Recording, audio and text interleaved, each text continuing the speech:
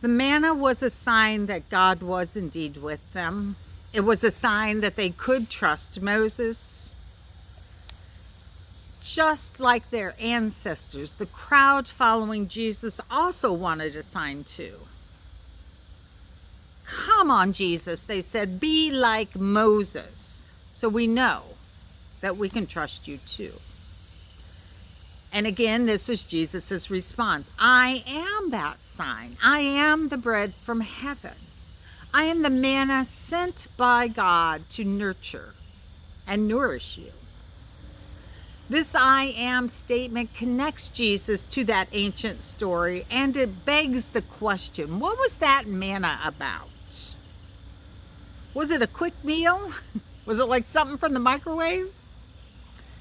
Jesus saying, follow me, I'm your meal ticket? I'm a drive-through like McDonald's? Or was there more involved?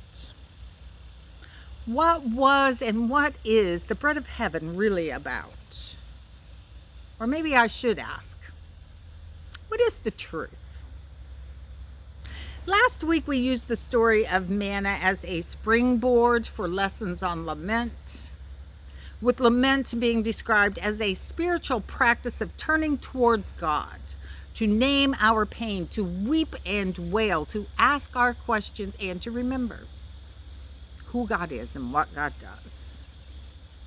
God is the provider, the one who nourishes us when we are lost in the wilderness. What we did not talk about last week was the fact that in spite of the fact that the people were complaining, in spite of the fact that they were acting like Nelly negative, God did listen and God did respond. They wanted a sign, they were given a sign. That's who God is and what God does. But here's that thing, that sign, that manna. That bread from heaven required something. It required that the people get up and get it. And not just once. That bread from heaven fell again and again and again. It was an invitation into a spiritual practice. A spiritual practice which required some discipline.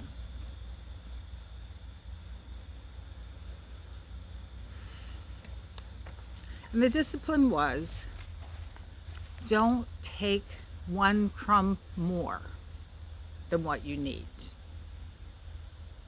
If anybody took more than what they needed, things got stinky. Literally, physically, spiritually. I am the bread of heaven, said Jesus. I am the manna. I am the sustenance and the source of life lessons. I will help you discern the difference between enough, not enough, and too much. That was part of the lesson of the manna. I am the bread of heaven, revealing the importance of spiritual practices and discipline, reminding you to find that balance, to trust in abundance, reminding you that when you ask, God shows up. That's who God is and what God does.